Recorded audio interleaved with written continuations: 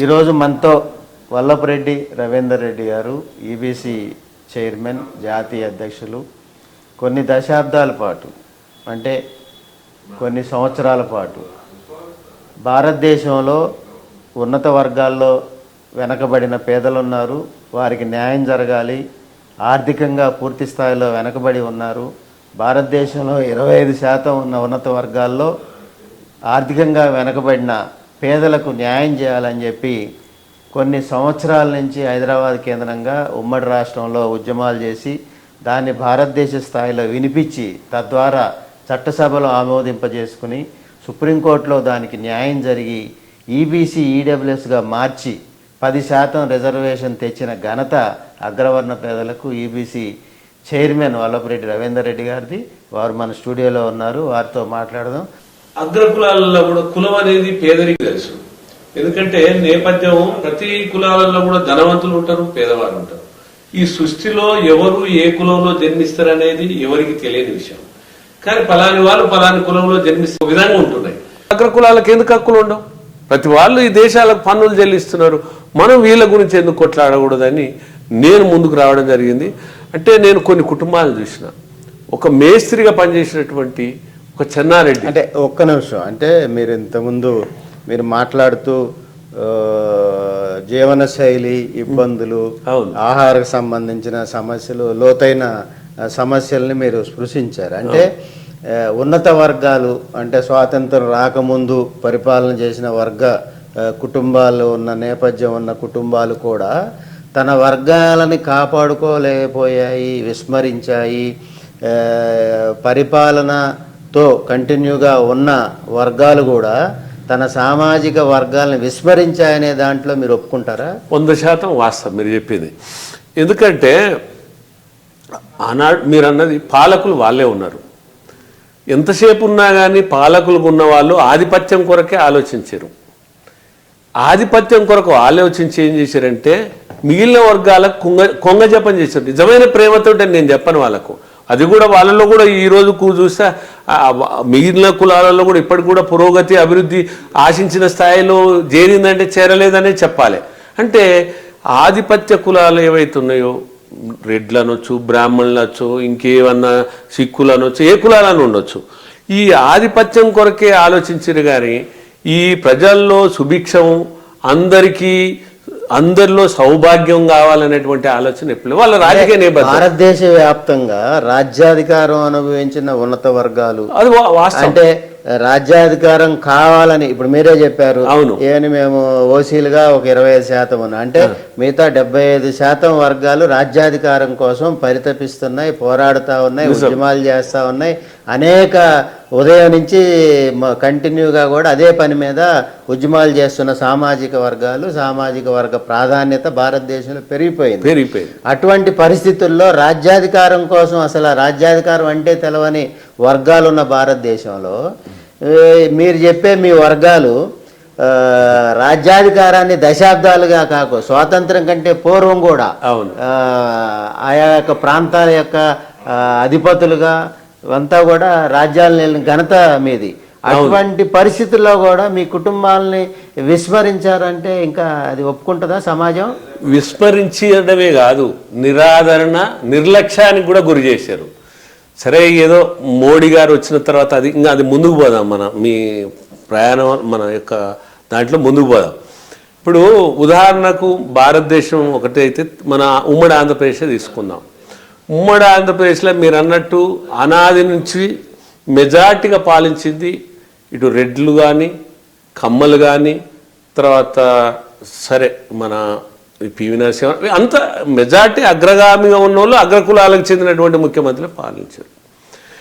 మీకు తెలుసు, రెడ్లల్లా మంత్రులు అయ్యారు, ముఖ్యమంత్రులుండ్రు, జమీందారులుండ్రు, జాగీర్దారులుండ్రు, కుబేరులుండ్రు, సిరివంతులుండ్రు, శ్రీమంతులుండ్రు, కుబేర్దారులు కూడా ఉన్నారు. కానీ అట్లనే ఈ ఆనాటి నుంచి కూడా వీళ్ళేమో రాజకీయంగా పెత్తనం చేస్తే ఇంకొక రకం ఉన్నారు కులాలలో పెత్తనం చేయడానికి.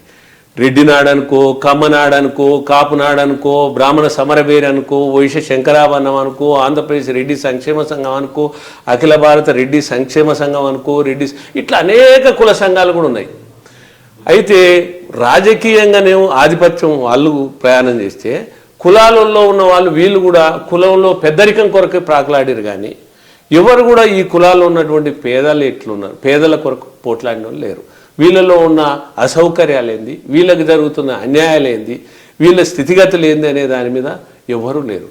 ఇది అంతా నేను గమనించినటువంటిగా ఒక రవీందర్ రెడ్డిని నేను కూడా నా ఉద్యమం మొదలుపెట్టే ముందల నేను అన్ని కుల సంఘాల సమావేశాలకు పోయినా. ఈవెన్ కమ్మబేరికి పోయినా, కమ్మ శంకరాభరణానికి పోయినా, ఇట్లా కాపునాడు చూశాను మేము కూడా. అప్పుడు కృష్ణమాది గారితో, ఆర్ కృష్ణతో, అవును, వీరందరితోటి అనేక కార్యక్రమాలు సంవత్సరాల నుంచి చూస్తాను. నేను ఈ కుల సంఘాలన్నిటికీ సమావేశాలు పోయినా కూడా ఆ కులాల్లో కూడా ఏమనిపించిందంటే వాళ్ళు ఎంతసేపునా మనం అంతా ఒకటి అంటారు. మంచి ఒకటి అనడమే ఒకటి. రెండవది, ఇందులో ఉన్న పేదరికం గురించి ఏ కుల సమావేశాల్లో కూడా మాట్లాడరు. కానీ ఇప్పుడు అంబేద్కర్ ఏం చెప్పిండంటే కులతత్వం పోవాలన్నాడు, సమానత్వం రావాలన్నాడు. మరి సమానత్వం రావాలని నా కులం ఒకటి అన్నావు, నా కులంలో ఉన్న పేదరికం గురించి ఎందుకు మాట్లాడవు? నీకు ఇప్పుడు ఆత్మాభిమానం ఉంటుంది, ఆత్మగౌరవం ఉంటుంది, ప్రతి కులానికి ఉంటుంది, ప్రతి వ్యక్తికి ఉంటుంది. నీ కులాన్ని అభిమానించడం వల్ల తప్పులేదు. కానీ ఎదుటి కులాన్ని దురాభిమానంతో చూడడం కూడా తప్పే కదా. నా కులం ఒకటి, అవతలి కులం వేరు అనేటువంటిది అది కూడా తప్పే కదా. కాబట్టి నేను ఈ అగ్రకులాలు ఉన్నటువంటి కుల సంఘాల సమావేశాలకు కూడా పోయినది. పోయిన తర్వాత వాళ్ళల్లో కూడా ఏముందంటే ఇది కులాలను విభజించడం తప్ప కులాలను కలపడం లేదు, ఈ కులంలో పేదరికం కొరకు ప్రయత్నము లేదు. ఈ రెండు గమనించినటువంటి నేను అనేక కుటుంబాల స్థితిగతులను ఎగ్జాంపుల్ చెప్తున్నాను. నల్లగొండలో ఒక బ్రాహ్మణ అమ్మాయి ఉండేది, బిట్స్ పిల్ల అని వచ్చింది. అమ్మాయి చదువు అంటే పోవడానికి ఫీజు కట్టలేని, నేను వెళ్ళాక చెప్పిన, నేను ఒక మేస్త్రి చెన్నారెడ్డి అని ఉన్నాడు, రెడ్డి కుటుంబంలో పుట్టిండు, అతని కొడుకు ఇంజనీరింగ్ సీట్ వచ్చింది, చదువుకోలేదు. అంటే ఇదేంటి? ఇప్పుడు ఇది ఒక విద్య అందలేనటువంటి పరిస్థితి. ప్రభుత్వాలు ఏమంటున్నాయి, నీకు అగ్రకులం, ఒక ముసుగు. ఇది ఎక్కడి పాపం? ఇప్పుడు అందరం ఎవరు ఏ కులంలో జన్మిస్తున్నో తెలియనటువంటి పరిస్థితులల్లా అంబేద్కర్ కులతత్వం పోవాలన్నటువంటి ఈ స్థితులల్లా నా కులం ఇది, నా కులం ఇది, నా కులం ఇది అని పోట్లాడుతున్నారు. కానీ పేదరికం కొరకు కొట్లాడేటువంటి సందర్భాలు ఎందుకు లేవు? అంటే ఈబీసీ ఉద్యమానికి సంబంధించిన నేపథ్యంలో మీరు పక్క ఆర్ కృష్ణ లాంటి పెద్దలు, కృష్ణమాది లాంటి పెద్దలతో కలిసి ప్రయాణం చేస్తూ ఉద్యమాలకు శ్రీకారం చుట్టిన ప్రధానమైన మద్దతుగా మీకు ఆ రోజు ఆ కాలంలో పెద్దలు రాజశేఖర్ రెడ్డి గారు మీకు మద్దతు తెలిపారు. రాజశేఖర్ రెడ్డికి మీరు సన్నిహితులు. రాజశేఖర్ రెడ్డి గారి ప్రోద్బలంతో ఈబీసీ ఉద్యమం కొనసాగింది. రాజశేఖర్ రెడ్డి గారి ఈ వద్ద నుంచే ఈ కార్యక్రమాలు ప్రారంభమైనవి. ప్రధానమైన ప్రోత్సాహం కానీ విమర్శ కానీ రెండు కూడా ఉండేవి.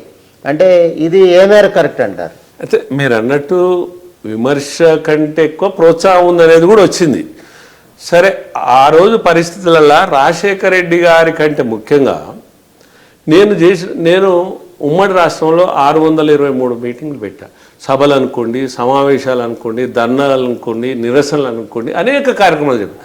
స్వతంత్రం వచ్చిన కానించి అగ్రకుల బిడ్డలు ఎవడు రోడ్డెక్కలే. ఇప్పుడు నాకు నా ఇద్దరు అమ్మాయిలు టాప్ 1, టాప్ 10 కాలేజీలు చదువుతున్నారు. అంటే వాళ్ళు ప్రతిభతోటి 96-93% తెచ్చుకొని. కానీ నేను ఈ జాతిలో ఉన్నటువంటి పేదరికం కొరకు ఇందిరా పార్క్ దగ్గర ధర్నా చేసిన, ఒక అగ్రకుల బిడ్డల కొరకు, పేద బిడ్డల కొరకు. ఇందిరా పార్క్ నుంచి సుందరయ్య పార్క్ వరకు ర్యాలీ చేసిన, అంబేద్కర్ విగ్రహానికి వినతి పత్రం ఇచ్చిన. అయ్యా, నువ్వు రాజ్యాంగాన్ని రాసినావు, నువ్వు ఫలితం పొందని ప్రయోజనం పొందని వర్గానికి ఫలితం చేకూర్చమన్నావు. కానీ ఈ ప్రభుత్వాలు, ఈ రాజకీయ పార్టీలు మీరు చెప్పిన నిర్దిష్ట విధానానికి వ్యతిరేకంగా కులాల జపం చేస్తున్నాయి. అందులో దానివల్ల అగ్రకులాల పేదలకు అన్యాయం జరుగుతుంది. కళ్ళు లేని కబోదుడు లాగా ఉంటే కాదు, మాకు ఈ రాజకీయ నాయకులకి ప్రభుత్వాలకు కళ్ళు తెరిపి అని ఆయనకు కూడా వినతి పత్రం ఇచ్చినాం. అది మీకు కూడా తెలుసు. ఇట్లా అనేక కార్యక్రమాలు చేసినాం.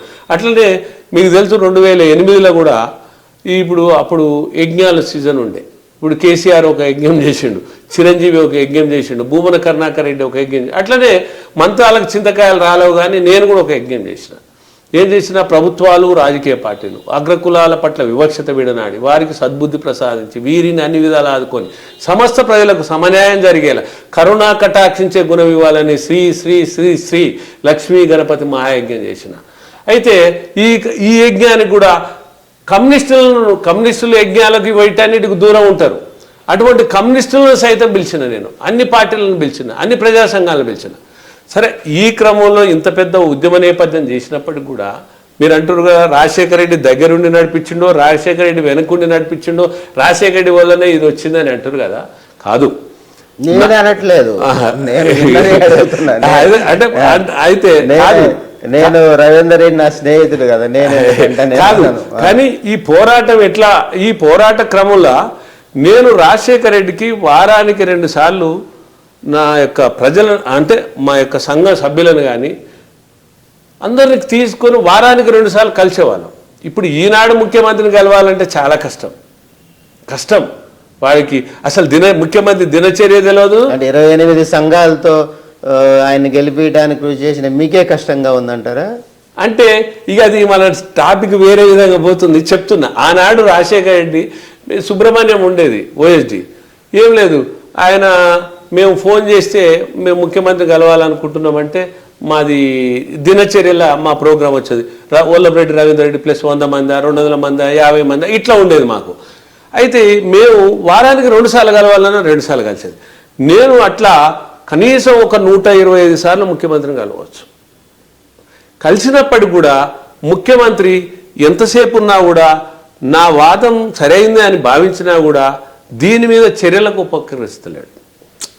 రాజశేఖర రెడ్డి గారు నా పోరాటాలను చూస్తుండు, నా సభలను చూస్తుండు, నా సమావేశాలను చూస్తుండు.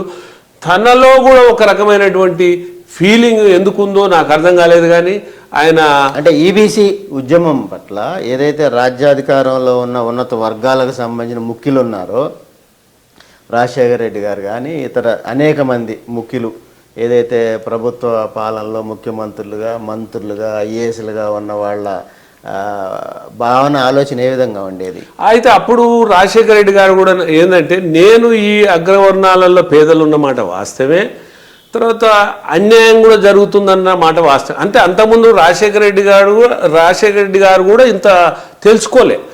మా ఉద్యమాల ద్వారా, నేను చెప్పినటువంటి వివరణల ద్వారా వారికి కూడా అర్థమైంది. కానీ ఆ వారిలో కూడా ఒక భయం ఉందని నాకు అనిపించింది. ఎట్లా అంటే, ఈ అగ్రకులాల పేదలకు చేస్తే నేను అగ్రకులానికి చెందిన ముఖ్యమంత్రిని కదా, తర్వాత మిగతా కులాలు కూడా నాకు అంటే నా మీద ఒక అపనిందలు వేసేటువంటి అవకాశం ఉందనేటువంటి భావన రాజశేఖర రెడ్డిలో కనిపించింది. దానికి ఉదాహరణ ఒకటే ఏంటంటే, నేను ఒకరోజు ఒక 500 మందితోటి పోయినాం. 500 మందిని తీసుకొని పోయినా. అంటే నేను 2000 మందిని అడిగితే ఆ రోజు 500 మంది వరకే మేము అవకాశం ఇస్తున్నాం. అంటే 500 మందిని తీసుకొని పోయినా. 500 మందిలో ఒక 100 మంది బ్రాహ్మణులు జందెం బుడ్డగూసి అంటే బట్టలు అంటే చొక్కాలు లేకుండా వీళ్ళంతా ముందల పెట్టి వాళ్ళందరూ వచ్చిన తర్వాత వివిధ వ్యక్తులను కలిసిన తర్వాత మా దగ్గరికి వచ్చిండు రాజశేఖర రెడ్డి గారు. వచ్చినప్పుడు నేను అడిగినారు, అంటే నేను 125 సార్లు తిరిగిన తర్వాత నాలో కూడా ఒక అంటే కోపమా, కషా, లేకపోతే ఈయన ముఖ్యమంత్రి అయితే మటుకు మా హక్కుల మీద ఎందుకు స్పందిస్తలేడు అనేటువంటి భావనతోటి నేను ఎదిరించి ప్రశ్నలు అడిగిన. నేను ముఖ్యమంత్రిని, ఈ రాష్ట్రంలో అన్ని కులాలు ఉన్నాయి, ఈ రాష్ట్రంలో అగ్రవర్ణాల జనాభా 25% ఉన్నది, రెడ్లు, బ్రాహ్మణులు, వైశ్యులు, క్షత్రియులు, కమ్మలు, కాపులు, బలిజలు, ఒంటరి, తెలగ, వెలమ, ముస్లింలు, వీళ్ళన్ని కులాలు ఉన్నాయి. సరే, రకరకాలుగా హైదరాబాద్లో స్థిరీకరణ ఏర్పడ్డోళ్ళు మార్వాడిస్ ఉండొచ్చు, సిక్కుస్ ఉండొచ్చు, రకరకాలుగా ఇట్లా ఉన్నారు. వీళ్ళు కూడా హైదరాబాద్లో పౌరులుగానే వాళ్ళు ఓటు హక్కు, జీవన హక్కు అన్ని ఇక్కడే ఉన్నాయి. ఇటువంటి పరిస్థితుల్లో 1/4 జనాభా ఉన్నటువంటి వాళ్లకు మీరు ఎందుకు పట్టించుకోరు అని అడిగిన. అంటే ఆయన ఏమన్నాడంటే, అవునయ్యా, వాళ్ళ ఎస్టీలకు బీసీలకు కాన్స్టిట్యూషన్ ప్రొవిజన్స్ ఉన్నాయి, అగ్రవర్ణాలకు ఎక్కడ ఉన్నాయా రాజ్యాంగం వల్ల అని అడిగి. సార్, కాన్స్టిట్యూషన్ ప్రొవిజన్స్ అనేది అంబేద్కర్ రాసిన దాంట్లో ఏమన్నాడంటే, ఫలితం పొందని, ప్రయోజనం పొందని వర్గానికి ఫలితం, ఈ కులానికి చేయొద్దు, ఆ కులానికి చేయొద్దు, ఈ పేదలకు చేయొద్దు అని అనలేదు సార్ అని అడిగిన. అట్లనా అన్నాడు. అదేందుకు సార్, అంతలే కదా సార్, మీరు అట్లా అంటారు సార్, మీరు నిన్నమన్నా ముస్లింలకు ఒక 4% రిజర్వేషన్లు ఇచ్చారు కదా సార్, ముస్లింలలో కూడా పేదలు ఉన్నానే కదా గమనించి ఇచ్చారు సార్ అని నేను అడిగినాను. అంటే అవునయా, అవును ఇచ్చినావు అన్నాడు. అవును సార్, అది కూడా ఇవ్వకూడదు కదా, అట్లంటే ఆర్టికల్ 5 ప్రకారంగా మతపరమైన రిజర్వేషన్లు ఇవ్వకూడదు. మీరు ఒక 4% ఏంది వీళ్ళల్లో కూడా ఉన్నారని ఒక గ్రూపును చేసి ఈ గ్రూపును చేసి వాళ్ళకు ఒక పేదరికానికి ఆదుకోవాలనేటువంటి తలంపుతోటి మీరు ఇచ్చారు కదా సార్. అట్లనే అగ్రవర్ణాలలో కూడా ఇన్ని కులాలు ఉన్నాయి, ఇంత పేదరికం ఉంది, వీళ్ళకు ఒక హాస్టల్ లేవు, ఒక స్కాలర్షిప్ లేవు, ఫీ రియంబర్స్మెంట్ లేదు, ఫ్రీ ఎడ్యుకేషన్ లేదు, స్టడీ సర్కిల్ లేవు, వీళ్ళకు కార్పొరేషన్ లేదు, ఎవరు చూడు అగ్రకులం అంటారు, మాకు అపనిందలు అవమానాలు ఆర్థిక భారాలు అవే కిరీటాలుగా మిగిలినాయి, మీరు ఎందుకు ఆలోచించారని. అట్లనానా అంతే కదా సార్. మరి మిగిలిన కులాలేమో వాళ్ళ కుల ప్రయోజనాలు కాపాడుతున్నారు, రాజకీయ నాయకులు కానీ కుల పెద్దలు కానీ. ఈ కులాలు ఉన్న వాళ్ళు అది మా పెత్తనం వల్ల అంటే పదవులలో ఉండడం వల్ల ఈ కుల ప్రయోజనాలు విస్మరిస్తున్నారు సార్. మిగతా కులాలకి కొంగజపం చేస్తున్నారు. ఈ కులాల గురించి పోరాటం చేస్తలేరంటే నువ్వు పోరాటం చేస్తున్నావు కదా అని నన్ను అన్నాడు. ఇప్పుడు ఈడబ్ల్యూసి ఇది ఒక్క మాట ఈబీసీ ఈడబ్ల్యూఎస్గా ఎందుకు అట్లా మారి నేను ఇది చెప్పినాక ఒక మాటలు చెప్తాను. అయితే అన్నప్పుడు ఏమన్నాడంటే రాజశేఖర రెడ్డికి నేను అన్నా, సార్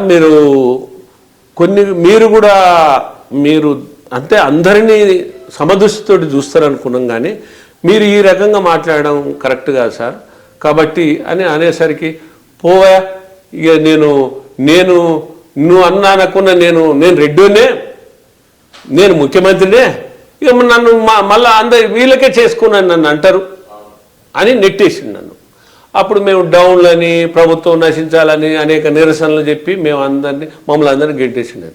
ఆ తర్వాత నేను ఎందుకు ఈ విషయం చెప్తున్నానంటే, మీరు అన్నారు కదా ఏది మీ ఉద్యమానికి అన్ని కుల సంఘాలు ప్రజా సంఘాలు మద్దతుతోటి నేను ఉద్యమం నడిపినని. అన్నిటికంటే గొప్పగా కీర్తించబడ్డాయి ఆనాడు ప్రజా సంఘాలైనటువంటి ఒక బీసీ సంఘం కానీ, బీసీ సంక్షేమ సంఘం కానీ, ఎంఆర్పిఎస్ కానీ, మాలమానాడు కానీ, ఒడ్డెరక్కుల పోరాట సమితి కానీ, ఎరకలక్కుల పోరాట సమితి కానీ, దూదేకుల హక్కుల ఇట్లా అనేక కుల సంఘాలు నా ఉద్యమానికి మద్దతు ఎందుకు ఇచ్చినాయంటే ఇవన్నీ కూడా చాలా వెనకబడిన వర్గాలు, వెనకబడిన కులాలు, వెనకబడిన సంఘాలు అవన్నీ కూడా అన్యాయానికి గురైన సామాజిక వర్గాలు భారతదేశం. అటువంటి వ్యవస్థలో ఉన్న ఎస్సీ ఎస్టీ బీసీ మైనారిటీ వర్గాలు ఈబీసీ ఉద్యమానికి మద్దతు తెలపడానికి కారణం ఏంటి? అయితే అందుకనే ఇక్కడ నేను ఇప్పటికి కూడా ఏం చెప్తున్నంటే, ఎప్పుడైనా ప్రజా సంఘాలు కానీ కుల సంఘాలు కానీ సామాజిక దృక్పథం ఉన్నోళ్ళు కానీ ఈ ప్రశ్నించే గొంతులు కానీ ఎప్పుడు కానీ సామాజిక స్పృహతోటి వ్యవహరిస్తారు. రాజకీయ నాయకులకు ఈ ప్రజా సంఘాలకు ఉన్న తేడా అదే నేను చెప్పదలుచుకున్నది. అందులో భాగంగానే ఈ ముఖ్యమంత్రి ఎప్పుడైతే ఇది మీకు చేయడం కుదరదని ఎప్పుడైతే అని మమ్మల్ని గెంటేసిండో, తెల్లారి ముఖ్యమంత్రి కార్యాలయం వద్ద బహాబాయి, తోపులాట, తోసివేత ఇవన్నీ వచ్చినాయి కదా. దాని తర్వాత నేను ఒక బషీర్బాగ్ ప్రెస్ క్లబ్లో ఈ కుల సంఘాలందరితో మీటింగ్స్ పెట్టడం జరిగింది. ఒక్క వేదిక మీదికి రాని మాలమానాడు, మాదిగ దండోరను కూడా ఈబీసీ వేదిక మీద తీసుకొచ్చిన. అగ్రకులాల పేదలు, వారి బాధలు, సామాజిక బాధ్యత, తెలంగాణ మాలనాడు, ఇట్లా ఈ జూపూడి, ఇట్లా మన తర్వాత మందకృష్ణ, ఇట్లా అన్ని కుల సంఘాలను తీసుకొచ్చిన తర్వాత వాళ్ళు ఒకటే అన్నారు, మన పోరాటం అంతా ఆధిపత్యం చేసేవాని మీద, మన పోరాటం అంతా పెత్తనం చేసే మీద, మన పోరాటం అంతా దోపిడీదారుల మీద, మనం పేదలం అంతా ఒకటే, ఏ కులం వల్ల జన్మించినా మన రక్తం అంతా ఒకటే. కాబట్టి ఈ ప్రభుత్వం అగ్రవర్ణ పేదలను ఆదుకోవాల్సిందే. ఈ అగ్రవర్ణ పేదల హక్కుల కొరకు ఐక్య ఉద్యమాలు చేస్తామని ఆ రోజు ప్రభుత్వానికి హెచ్చరిక చేసినాయి. 43 కుల సంఘాలు ఒక వేదిక మీదకి వచ్చి ఈ అగ్రవర్ణ పేదల తరపున ఈబీసీ వేదిక మీదకి వచ్చి మాట్లాడడం అంటే అంత ఆషమాషి కాదు. అయితే దాన్ని నెక్స్ట్ డే చూసినటువంటి ముఖ్యమంత్రి రాజశేఖర రెడ్డి గారు అప్పుడు చెలించిండు. అంటే ప్రభుత్వము చేయనంటే చేస్తలేదు, ప్రభుత్వము ముఖ్యమంత్రిగా ఉండి ఈ వర్గాలకు చేస్తే నేను చెయ్యాలన్నా వద్దా, నా మీద ఏం అపనిందలు వస్తాయి అనేటువంటి అనుమానంలో చెల్లించడం ద్వారా ఈబీసీకి ముఖ్యమంత్రిగా ఉన్న రాజశేఖర రెడ్డి గారు ఏం చేశారు? అప్పుడు మమ్మల్ని పిలిపించుకొని, ఉద్యమకారులను నన్ను పిలిపించుకొని, అప్పుడు అరే నీ యొక్క ఉద్యమము ఒక కులానికి పరిమితం కాలేదు, అందరి పేదలకు విస్తరించింది. ఇంత నేను ఒక అగ్రకులాల తరపున ఇన్ని కుల సంఘాలు, ఇన్ని ప్రజా సంఘాలు ఈ విధంగా ఒక్క వేదిక మీదకి రాని మాలమానాడు కూడా, మాదిగ దండోరు కూడా ఈ వేదిక మీదకి తీసుకురాగలిగినవు. ఈ నీ పోరాటాన్ని గుర్తించినంటే ఇది హర్షించదగ్గ పరిణామం. నేను తప్పకుండా ఎట్టి పరిస్థితుల్లో అగ్రవర్ణ పేరును ఆదుకుంటా. ప్రజా సంఘాలే కోరుతున్నాయి, అన్ని కుల సంఘాలే, వెనుకబడిన కుల సంఘాలు కోరుతున్నాయి. కాబట్టి నేను ఆదుకుంటా అని చెప్పి అప్పుడు ఏమన్నాడంటే, పిసిసి డి శ్రీనివాస్ గారు ఉండే, మీరు డి శ్రీనివాస్ గారిని కలిసి వారికి ఒక రిప్రజెంటేషన్ ఇవ్వండి అని అన్నాడు. మేము అక్కడి నుంచే అపాయింట్మెంట్ తీసుకొని డి శ్రీనివాస్ గారి దగ్గరికి గాంధీ భవన్ వెళ్ళి వారికి కూడా ఒక రిప్రజెంటేషన్ ఇచ్చినాం. ఇస్తే ఆయన అగ్రవర్ణ పేదల డిమాండ్లు న్యాయమైనవి, ప్రభుత్వం కల్పించుకొని తక్షణమే పరిష్కరించాలని రాసిండు. అది తీసుకొని సాయంత్రం 4 గంటలకు సచివాలయం, మా ఎమ్మటి తులసిరెడ్డి గారు కూడా చెప్పి, మీకు తెలిసే తులసిరెడ్డి వీరు కూడా వచ్చారు. అందరం కలిసి ముఖ్యమంత్రి గారికి అది ఇచ్చినాం. ఇయ్యంగానే అగ్రవర్ణ పేదలకు స్కాలర్షిప్లు అని తొలిసారి స్కాలర్షిప్లు మంజూరు. అది చరిత్ర. అంటే మీరు అన్నారు కదా రాజశేఖర రెడ్డి అంత ఈజీగా ఏం చేయలే. నా ఉద్యమ పోరాటాలను గుర్తించినా, కానీ అది న్యాయమైన సమస్యని భావించినా, సమస్త ప్రజల నుంచి వచ్చిన ఒత్తిడి మేరకు రాజశేఖర రెడ్డి ఆ రోజు చేయగలిగాడు. ఇంకా తర్వాత 2009లో ఫీ రీఎంబర్స్మెంట్, ఉచిత విద్య ఎస్సీ ఎస్టీలకు బీసీలకు పెట్టారు, వీళ్ళకు కూడా పెట్టాలని అంటే ఉచిత విద్య ఫీ రీఎంబర్స్మెంట్ కూడా అగ్రవర్ణ పేదలకు పెట్టండి. 10% కాదు, ఉచిత విద్య ఫీ రీఎంబర్స్మెంట్. అంటే ఇదివరకు ఎస్సీ ఎస్టీలకే ఉండేది. తర్వాత ఆయన బ్రతుకుంటే ఈబీసీ ఎంతమందికి ఇచ్చేవాళ్ళు? అంటే రేషియో సిస్టమ్ అంటే ఇప్పుడు మామూలుగా ఇప్పటి వరకు అగ్రవర్ణ పేదలకు 24 లక్షల మందికి బెనిఫిట్ అయింది. ఏది ఆయన పెట్టిన ఫీ రీఎంబర్స్మెంట్ అనేది 24,25,000 మందికి బెనిఫిట్ అయింది. ఉచిత విద్య అంటే ఒక అగ్రికల్చరు, ఒక బీఈడో, ఒక లానో, ఒక మెడిసినో ఏదైనా కానీ ఈ ఎస్సీ ఎస్టీ బీసీ బీద బిడ్డ ఎట్లా చదువుకోగలుగుతాడో, ఓసీలలో ఉన్నటువంటి పేద బిడ్డ కూడా అట్లా చదువుకునేటువంటి సౌకర్యం ఆనాడు రాజశేఖర్. ఈ కాంగ్రెస్ ప్రభుత్వం వాళ్ళకు చెప్పుకోవడం చేత కాదు, ఇప్పుడైనా అప్పుడైనా ఎప్పుడైనా కానీ అది జరిగింది. ఆ తర్వాత మీరు ఒక మాట మాత్రం వాస్తవం, నన్ను మాత్రం ప్రోత్సహించిన మాట వాస్తవం ఏంటంటే, ఈ ఉద్యమాన్ని యావత్ భారతదేశం వల్ల కూడా నువ్వు అందరు ప్రభుత్వాలు గుర్తించే విధంగా నీ ఉద్యమాన్ని ముందుకు తీసుకుపో అన్నమాట వాస్తవం. నేను అందులో భాగంగానే పార్లమెంటు ముందర ధర్నాలు కానీ, జంతర్ మంతర్ దగ్గర ధర్నాలు కానీ అనేక పోరాటాలు చేసిన. ఆనాడు మన్మోహన్ సింగ్ను, సోనియా గాంధీ వీళ్ళందరినీ కలిసి రిప్రజెంటేషన్స్ ఇవ్వడం, ఇంత జనాభా ఉందను నా ఒత్తిడి మేరకే ఆనాడు ఆల్ ఇండియా లెవెల్లో ఈబీసీ కమిషన్ను అపాయింట్ చేయడం జరిగింది. కేంద్ర ప్రభుత్వం 2008లో కేంద్ర ప్రభుత్వం అపాయింట్మెంట్ చేసి ఎస్ఆర్ సిన్హాను చైర్మన్గా నియమించడం జరిగింది. అది కూడా దట్టు ఈ ఉద్యమ నేపథ్యం ఆంధ్రప్రదేశ్ నుంచి ఆనాడు ఉమ్మడి రాష్ట్రంలో పుట్టినటువంటిది. ఆ రోజు ఎస్ఆర్ సిన్హా ఆల్ ఇండియా లెవెల్లో ప్రయాణం చేసి తర్వాత ఆంధ్రప్రదేశ్కి వస్తే ఆంధ్రప్రదేశ్లో కూడా మా గవర్నమెంట్ ఇంటరాక్ట్ చేసింది. ఇక్కడ ఈబీసీ ఉద్యమం ఉంది, ఇక్కడ మేము స్కాలర్షిప్స్ ఇస్తున్నాం, అదేవిధంగా ఫీ రియంబర్స్మెంట్ ఇంట్రడ్యూస్ చేస్తున్నాం. కాబట్టి ఇక్కడ మా దగ్గర మీకు కావాల్సిన మెటీరియల్ దొరుకుతుందని రాజశేఖర రెడ్డి గారే ఎస్ఆర్ సిన్హాతో డైరెక్ట్ మాట్లాడితే దిల్కుష్ గెస్ట్ హౌస్లో మమ్మల్ని ఇంటరాక్ట్ చేసి మేము కలవడం జరిగింది. మేమంతా రిప్రజెంటేషన్ అంటే మీరు ప్రోత్సాహం అంటే ఆ విధంగా ప్రోత్సహించిన మాట వాస్తవం, ఇది యథార్థమైన విషయం. మేము దాని తర్వాత అక్కడితో కూడా నేను ఊకోలే. ఆ SR Sinha all India EBC commission chairman కూడా దాన్ని మొత్తం యావత్ భారతదేశం తిరిగి తన అట్లనే పెట్టుకున్నాడు. అంటే ప్రభుత్వానికి రికమెండేషన్స్ ఇవ్వాలి కదా, వీళ్ళకి రిజర్వేషన్లు ఇవ్వాలన్నా ఇంకోటి ఇవ్వాలని కదా. దానికి కూడా నేను ఆల్ ఇండియా లెవెల్లో నేను అక్కడ కూడా ఎస్ఆర్ సిన్హా కమిషన్ ముందర కూడా ధర్నా చేయడం జరిగింది. నేను ధర్నా చేసిన తదుపరి ఆనాడు ముఖ్యమంత్రి రాజశేఖర రెడ్డి గారు కూడా ఏమయ్యా మీరు కేంద్ర ప్రభుత్వం తీసుకోవాల్సిన చర్య మీరు రికమెండేషన్స్ మీరు చేయండి అని వారు కూడా ఎస్ఆర్ సిన్హాకు చెప్పడం జరిగింది.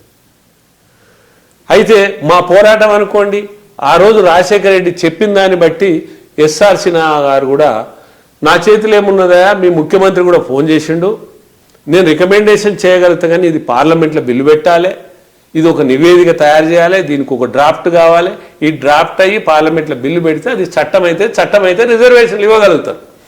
అంత ఈజీ అయిన సమస్య కాదు, కాకపోతే నేను రికమెండేషన్ చేస్తాను 10% రికమెండేషన్స్ చేసాడు ఈబీసీని. అయితే ఆయన మీరు ఈడబ్ల్యూఎస్ ఎట్లా మారిందనే దానికి ఆయన రికమెండేషన్స్లో ఏం చేసిండంటే ఎకనామికల్ వీకర్ సెక్షన్స్ అంటే ఈడబ్ల్యూఎస్ కింద పెట్టి వీళ్ళకు 10% రిజర్వేషన్లు ఇవ్వడం సబబే అని మన్మోహన్ సింగ్ గవర్నమెంట్కి రికమెండేషన్ చేస్తే మేము ఈ రికమెండేషన్స్ పార్లమెంట్లో పెట్టాలని నేను ఊకోలే. నేను మళ్ళా సోనియా గాంధీ కలవడం, మన్మోహన్ సింగ్ కలవడం ఇదంతా చేయడం జరిగింది. ఈ క్రమంలో రాజశేఖర రెడ్డి గారు చనిపోయిన తర్వాత కూడా నా పోరాటం ఎక్కడ ఆపలేదు. కేంద్ర ప్రభుత్వం మీద అనేక విధాలుగా ఒత్తిడి చేసిన. నేను ఒత్తిడి చేసే దాంట్లో నాకు ఎక్కువ ఆ రోజు జైపాల్ రెడ్డి గారు కూడా ఉంది, సహకరించిన దాంట్లో. ఆయన లా మినిస్టర్ వీరప్ప మొయిలీ రెడ్డి గారు అప్పుడు కీలకంగా ఉన్నారు కేంద్ర రాజకీయాలలో. అప్పుడు వీరప్ప మొయిలీకి ఫోన్ చేశాడు, ఇట్లా మా దగ్గర నుంచి డెలిగేషన్ వస్తున్నారు, వీళ్ళు మీ దగ్గరికి వచ్చి కలుస్తారంటే అప్పుడు లా మినిస్టర్ వీరప్ప మొయిలీ కలిసిన తర్వాత తర్వాత social justice minister Mukul Wasnik వీరు అందరు కలిసి ఒక ఫైనల్గా ఈయన రికమెండేషన్స్ను ఈ జైపాల్ రెడ్డి గారి అడ్వైజ్ తోటి ఒక డ్రాఫ్ట్ తయారు చేశారు. ఆ డ్రాఫ్ట్ను పార్లమెంట్లో బిల్లు పెట్టాలి కదా. బిల్లు పెట్టమని జంతర్ మంతర్ దగ్గర మళ్ళొకసారి కూడా ధర్నా చేయడం జరిగింది. కానీ బిల్లు పెట్టలేదు. అంతలోనే ఇక రాజకీయాలు మారినాయి. కాంగ్రెస్ గవర్నమెంట్ అధికారం కోల్పోవడం జరిగింది. మళ్ళీ కాంగ్రెస్ గవర్నమెంట్ వస్తే పెట్టునేమో బిల్లు, ఆ మహిళా బిల్లు అట్లే ఆగిపోయింది. ఈడబ్ల్యూఎస్ రిజర్వేషన్లు ఈబీసీ బిల్లు కూడా అట్లే ఆగిపోయింది. ఆ తర్వాత కూడా నేను నా ఉద్యమాన్ని కొనసాగిస్తూ ఇది బీజేపీ గవర్నమెంట్ కూడా ఇటు కిషన్ రెడ్డి రాష్ట్ర స్థాయిలో అనుకో, అటు పార్లమెంటు స్థాయి మోడీ గారికి కూడా నేను దాన్ని అట్లే నా పోరాటాన్ని కొనసాగిస్తూనే ఉన్నాను. అంటే ఇది న్యాయమైంది అని కొనసాగిస్తూనే ఉన్నాను. కానీ ఇప్పుడు మనం గొప్పగా మెచ్చుకోవాల్సింది ఏంటంటే ఒక బీసీ బిడ్డ ప్రధాని నరేంద్ర మోడీ అతను ఆలోచించుడు. ఇప్పటి వరకు కూడా ఈ ఇన్ని సంవత్సరాల స్వాతంత్రం వల్ల కూడా ఆధిపత్యమే కాదు, వాళ్ళు ఎంతసేపు ఉన్నా వాళ్ళు అగ్రకులాలలో కూడా నేపథ్యం వాళ్ళ ఎదుగుదలకే, రాజకీయంగా కానీ ఆర్థికంగా కానీ వాళ్ళ ఎదుగుదలకే కానీ వాళ్ళు నిజమైన పేదలకి ఏం సాయం చేయలేదనేది మోడీ గారు గుర్తించండి. అంటే ఈ ఉన్నత వర్గాల్లో వెనకబడిన పేదలు ఉన్నారు వీరికి కాంగ్రెస్ ప్రభుత్వం ఏం సాయం చేయలేదు. సరే వాళ్ళు మొక్కుబడి అది తెచ్చిరు అంతవరకు, కానీ అది కూడా బిల్లు పెట్టలేదు కదా. కాబట్టి దీన్ని ఆయన ఆలోచించి ఏం చేసిందంటే అప్పుడు దీనికి ఎస్ఆర్ సిన్హా రికమెండేషన్స్ ఉన్నాయి సార్ అని అంటే అప్పుడు ఆ డ్రాఫ్ట్ తెప్పించుకున్నాడు మోడీ. తెప్పించుకున్న మోడీ ఇది యావత్ భారతదేశం వల్ల కూడా అగ్రవర్ణ పేదలకు అన్యాయం జరుగుతుంది, వాళ్ళకు ఒక వ్యవస్థ లేదు, వాళ్ళు అవస్థల పాలవుతున్నారు, దీన్ని ఆదుకోవాల్సిందని ఒక బీసీ బిడ్డగా ఉండి సమన్యాయం జరగాలనేటువంటి ఉద్దేశంతో ఆయన దాన్ని పార్లమెంట్లో చట్టం పెట్టిండు. ఈడబ్ల్యూఎస్ రావడానికి ఏ రాష్ట్రాల్లో చేసింది కాదు.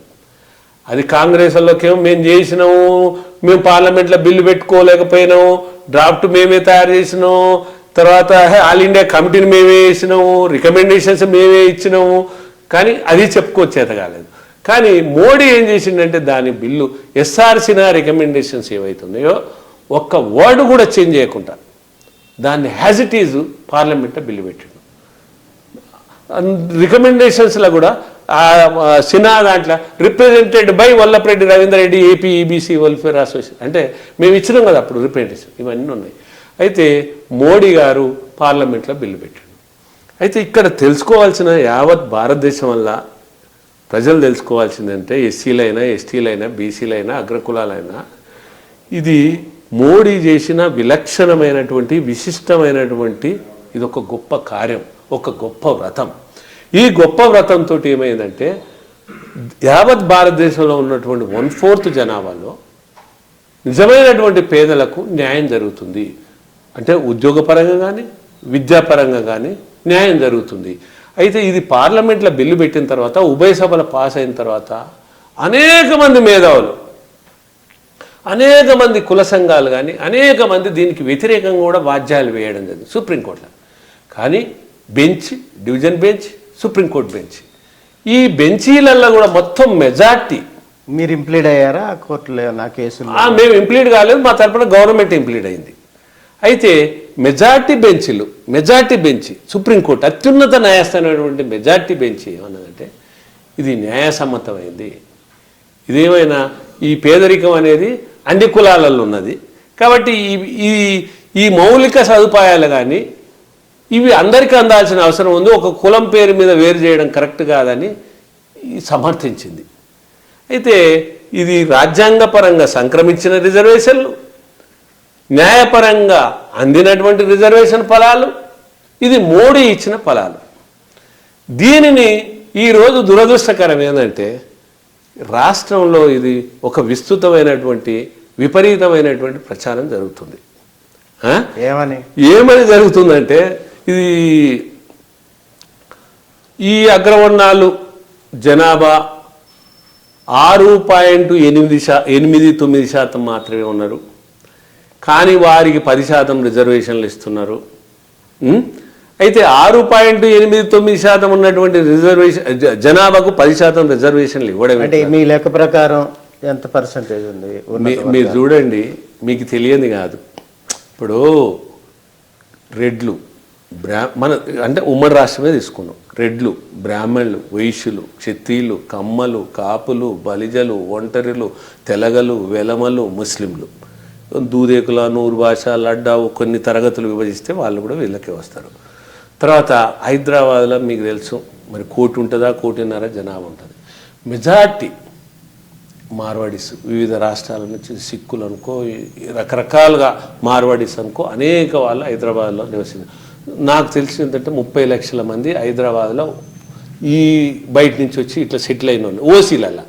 ఇక్కడనే ఓటు ఉంది, ఇక్కడనే తండ్రి, ఇక్కడనే తల్లి, ఇక్కడనే తాత. అంటే ఈనాడు కాదు, ఆనాటి నుంచి. సరే, విమర్శలు, ఆరోపణలు, లేకపోతే అనుకోటాలు ఇవన్నీ ఉంటాయి. ఏదైతే మీరు అనుకున్న లక్ష్యం ఉందో ఆ లక్ష్యం ప్రకారం మీ వర్గాలకు సంబంధించిన ఉన్నత వర్గాల్లో ఆర్థికంగా వెనకబడిన వాళ్ళకి 10% అయితే అందుతూ ఉన్నాయి కదా ఫలాలు. అందుతున్నాయి. అయితే ఇక్కడ ప్రధానంగా అంటే అనుకునే అంశాల్లో కూడా ఇప్పుడు ఇంతకుముందు మన మిత్రుడు చెప్పినట్టుగా ఏది తెలంగాణలో 300 కాపులు ఉన్నారు, మనకి 20% ఉంటారు మన కుటుంబ సభ్యులు. దాంట్లో బీసీ రిజర్వేషన్కి వచ్చే పర్సంటేజ్ వచ్చేసి చాలా తక్కువ ఉంటుంది. 20% ఉన్న వర్గానికి 1% కూడా ఉద్యోగాల్లో కానీ ఉపాధిలో కానీ ఇంకో చోట కానీ అవకాశం లేదు. అటువంటిది మీ ఉద్యమం ద్వారా ఉన్నత వర్గాల్లో వెనకబడిన పేదలకి 10% సహాయం జరుగుతుందనేది గొప్ప అవకాశంగానే చూడాలి కదా.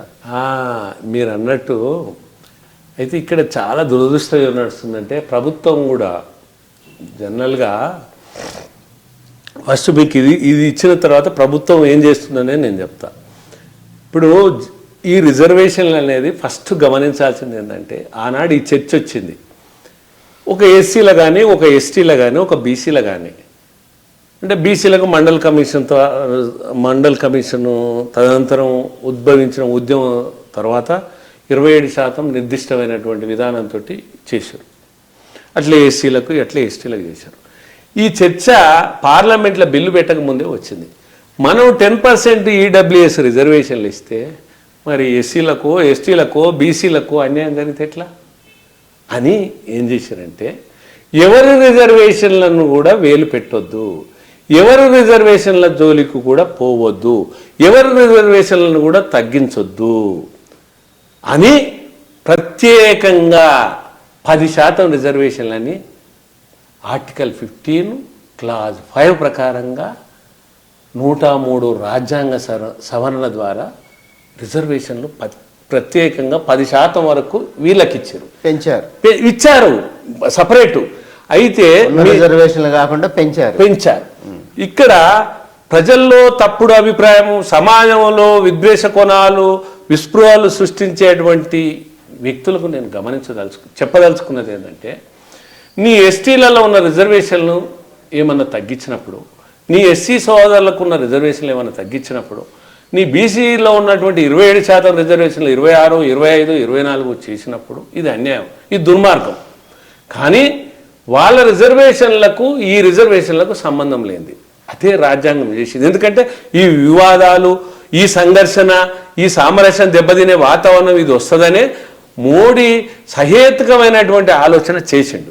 అయినప్పటికీ కూడా దురదృష్టం ఏంటంటే ఇది తెలంగాణలో వచ్చింది. మీరు అంటుర్రు. అయితే ఒకటి ఆఖరిగా ఒక్క మాట చెప్తా నేను, మీరు అంటారు కాపులు ఎక్కడ, కాపులు మెజార్టీ ఆంధ్రలో ఉన్నారు. అవును. కాపులలో పేదోళ్ళు లేరా ఆంధ్రలో?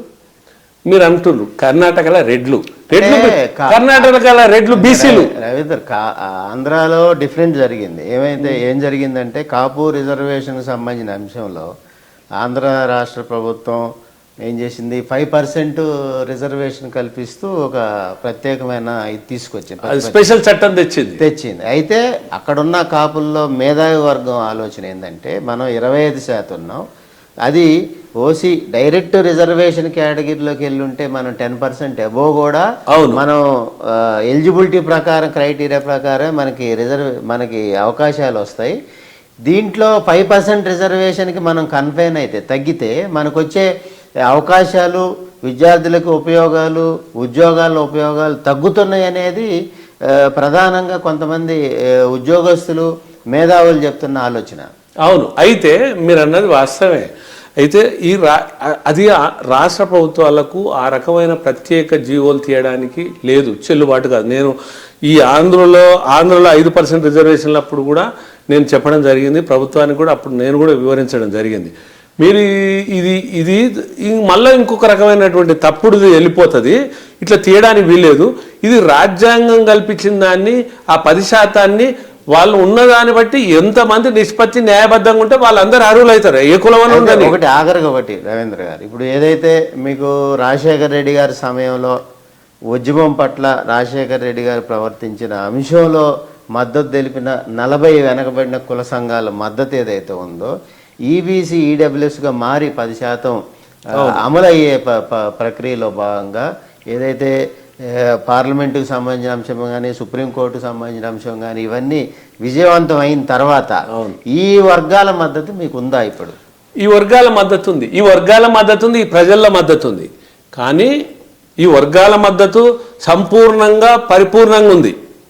ఇప్పుడు నేను ఎంఆర్పిఎస్ ఉద్యమంలో కూడా పాల్గొన్నా, మీకు తెలుసు. వికలాంగుల ఉద్యమంలో పాల్గొన్నా, హోంగార్డుల వేతనాల పెంపు ఉద్యమంలో పాల్గొన్నా, సామాజిక స్పృహతో ఉన్నటువంటి ప్రతి ఉద్యమంలో పాల్గొన్నా.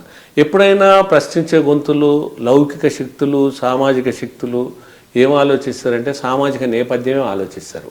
వీళ్ళకి అదే భావన ఉంటుంది, వీళ్ళలో మార్పు రాలేదు. కానీ రాజకీయంగా స్వార్థం కొరకు, తన యొక్క ఎదుగుదల కొరకు కొంతమంది వ్యక్తులు చొరబడ్డప్పుడు ఒక నిజం తెలవాలంటే చాలా కష్టం ఉంటుంది. విశ్వవ్యాప్తిగా ఒక చెడు ఒక విషంలాగా విరజిమ్ముతుంది. అది జరుగుతున్నదని నాకు బాధపడుతున్నా. ఎందుకు అంటున్నంటే, మీకు ఇప్పుడు రిజర్వేషన్లు అనేది కేంద్ర ప్రభుత్వం ఇచ్చింది, ఇవాళ మాట్లాడుతున్నది రాష్ట్ర ప్రభుత్వం ఏం మాట్లాడతలేదు. ఇప్పుడు ఒకనాడు నేను కొనిజెట్టి రోషయ్య ముఖ్యమంత్రి ఉన్నప్పుడు మీరు అగ్రవర్ణ పేదలకు ఫీ రీఎంబర్స్మెంట్ విషయంలో అన్యాయం జరుగుతుందని నేను ఒక స్టేట్మెంట్ ఇచ్చిన. ఇస్తూ నువ్వు ఉత్తుత్త ముఖ్యమంత్రివే అన్న నేను. అంటే దానికి ఆయన ఒక ముఖ్యమంత్రి స్థాయిలో ఉన్నోడు ఒక ఎక్స్ప్లెనేషన్ ఇచ్చుకున్నాడు, అన్ని పేపర్లలో ఇచ్చుకున్నాడు. కాదు, ఇంత బడ్జెట్ ఉంది, గిట్లా ఇస్తున్నాం, కాకపోతే మేము ఈ కారణంతో మేము ఇవ్వలేకపోతున్నాం, ఇట్లా ఇది, కానీ ఇది ఇస్తాం. అది రోషయ్య గారి గొప్పతనం. ఇప్పుడు ఏమైందంటే చూడు, మొత్తం యావత్ తెలంగాణలో మొత్తం రిజర్వేషన్లన్నీ రెడ్లే తీసుకుపోతున్నారని, తర్వాత అగ్రకులాలకే రిజర్వేషన్లు అందుతున్నాయని, వాళ్ళ జనాభా 6.89% మాత్రమే ఉందని, తర్వాత వాళ్ళకు 10% రిజర్వేషన్లో దొబ్బుకపోతురని, ఇవన్నీ ప్రచారాలు జరుగుతున్నాయి. మరి ఈ విషయం వల్ల ఏం చేయాలి రాష్ట్ర ప్రభుత్వం? రిజర్వేషన్లు అనేది నేను ఇచ్చింది కాదు, కేంద్ర ప్రభుత్వం ఇచ్చింది. రిజర్వేషన్లు అనేవి రాజ్యాంగం ద్వారా వచ్చినాయి, 103 రాజ్యాంగ సవరణ ద్వారా వచ్చినాయి, పార్లమెంట్ ఆమోదం ద్వారా వచ్చినాయి, సుప్రీంకోర్టు తీర్పు ద్వారా వచ్చినాయి. ఉమ్మడి రాష్ట్రం వల్ల ఉన్నప్పుడు కూడా వాద్యాలు వచ్చినాయి, ఇక్కడ కూడా వచ్చినాయి. తెలంగాణ రాష్ట్రంలో కూడా ఈ రిజర్వేషన్ల మీద వాద్యాలు వచ్చినాయి. వీటన్నిటి దృష్ట్యానే మేము ఈ అమలు చేస్తున్నాము. ఈ జీవో కూడా 2019లో మోడీ గారు చట్టం చేస్తే దురదృష్టం ఏంటంటే 2021లో అమలు శ్రీకారం చుట్టారు. 2 సంవత్సరాలు కాలయాపన చేశారు. అట్లా కూడా నష్టం జరిగింది. అంటే ఒక హక్కు వచ్చిన తర్వాత కూడా అరింపజేశారు.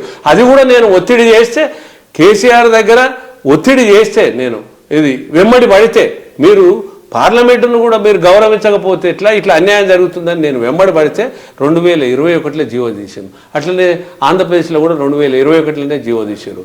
అంటే నేను ఏం చెప్పదలుచుకున్నంటే, ప్రభుత్వం బాధ్యత కూడా ఇక్కడ విస్మరించింది. ప్రభుత్వం కూడా తన వంతుగా చెప్పుకోవాలి. ఎందుకంటే ఒక సామాజిక స్పృహ దెబ్బతింటుంది, సంఘర్షణ వాతావరణం అవుతుంది. మనం ఒకరికొకరు అన్నదమ్ములుగా జీవిస్తున్నాము.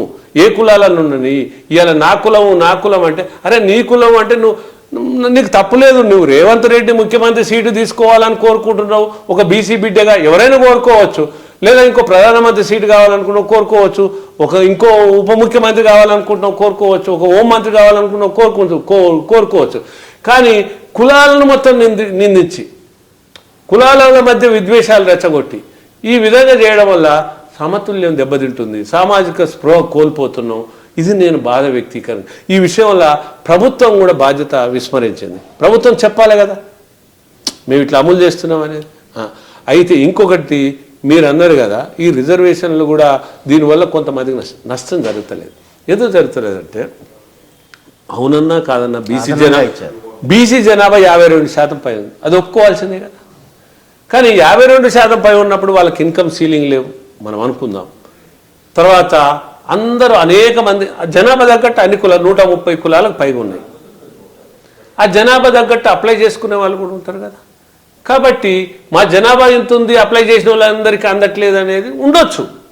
కానీ 52% జనాభా ఉన్న వాళ్ళకి 27% రిజర్వేషన్లు అవుతున్నాయి కదా.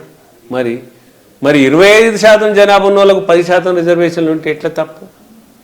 ఈ రిజర్వేషన్లు దుర్వినియోగం అయితే నువ్వు ప్రశ్నించు. ఓకే రవీంద్ర గారు, ఇప్పుడు తప్పు ఒప్పులు అంశాలు పక్కన పెడితే ఏది ఏమనుకున్నా నల్గొండలో ప్రారంభమైన మీ జీవితం ఈరోజు భారతదేశంలో మీరు చెప్తున్నట్టుగా 25% ఉన్న అగ్రవర్ణాల్లో పేదలు మిమ్మల్ని పూజించాల్సిన అవసరం, మిమ్మల్ని తలుచుకోవాల్సిన అవసరం ఉంటుంది. ఆ విధంగా హైదరాబాద్ కేంద్రంగా ఈబీసీ వర్గాలకి న్యాయం జరగాలని, ఈబీసీ పేదలకు న్యాయం జరగాలని కొన్ని దశాబ్దాల పాటు ఉద్యమం చేసి ఉద్యమాన్ని విజయవంతం చేసుకుని దాన్ని చట్ట సవరణ చేసుకుని సుప్రీంకోర్టులో న్యాయం జరిగి అది ఈరోజు ఈడబ్ల్యూఎస్గా మారి భారతదేశంలో 10% మంది అగ్రవర్ణ పేదలకు మీ ద్వారా న్యాయం జరుగుతున్నందుకు, న్యాయం జరిగే విధంగా నా స్నేహితుడు అంత గొప్ప ఉద్యమం చేసినందుకు మీకు ప్రత్యేక ధన్యవాదాలు తెలుపు. కానీ చివరకు ఒక్క మాట మాత్రం నేను కూడా చెప్పాలి. నా ఉద్యమం వల్ల, నా పోరాటం వల్ల మీ యొక్క శక్తి వంచన లేకుండా మీరు ఇచ్చినటువంటి ఊతం అనుకోండి, నా పోరాటం న్యాయమైందనేది మీరు ఇచ్చిన ఊతం కూడా చాలా గొప్పది. మీరు కూడా నాకు ఒక స్ఫూర్తిదాయకం అని నేను నా జీవితం వల్ల కూడా మరవలేను. అంటే ఒక సహజీవిగా, ఒక సంఘజీవిగా, సామాజిక స్పృహతోటి మనం ఈ దేశంలో, ఈ రాష్ట్రంలో జన్మించినందుకు మనకు సమాజం ఏమి ఇచ్చింది అనే దానికంటే బదులు సమాజానికి మనం ఏం చేస్తున్నాం అనేటువంటి దాంట్లో నా బాధ్యతను గుర్తెరగదీసి నన్ను ముందు నడిపి నాకు మీరు ఊతమిచ్చినందుకు కూడా నేను మీకు ప్రత్యేకంగా ధన్యవాదాలు. ఇక్కడ గొప్ప విషయం ఏంటంటే భారతదేశంలో అన్ని కోట్ల మంది ఉన్నత వర్గాలు, అగ్రవర్ణాలు ఉన్న పేదల కోసం కృషి చేసి విజయవంతమై ఒక సామాన్య స్థాయిలో హైదరాబాద్లో రవీందర్ రెడ్డి గారు జీవితం కొనసాగిస్తూ ఉన్నారు. అంటే ఓ చిన్నపాటి ఉద్యమం చేయటం, అంటే ఓ చిన్నపాటి 4 మీటింగులు పెట్టి ఎంపీలైన నాయకులను చూసా, కులం పేరు మీద రాజ్యసభ సభ్యులు అయిన వాళ్ళని చూసాము, ఏదో చిన్న చిన్న సామాజిక ఉద్యమాల పేరు మీద రాజకీయాల్లో పాల్గొని శాసనసభ్యులుగా, ఎమ్మెల్సీలుగా, ఎమ్మెల్యేలుగా, మంత్రులుగా అయ్యి అంటే అనేక మంది నాయకత్వాన్ని చూసాం.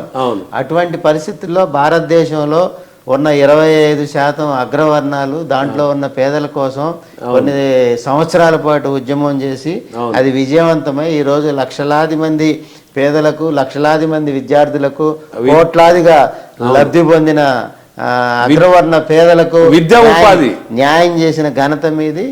మీకు ప్రత్యేక ధన్యవాదాలు. మీరు అమూల్యమైన సమయాన్ని మా సీజే టీవీ కార్యాలయానికి వచ్చి, స్టూడియోకి వచ్చి మాకు ఈ అవకాశం ఇచ్చినందుకు ప్రత్యేక ధన్యవాదాలు. Thank you. నమస్తే.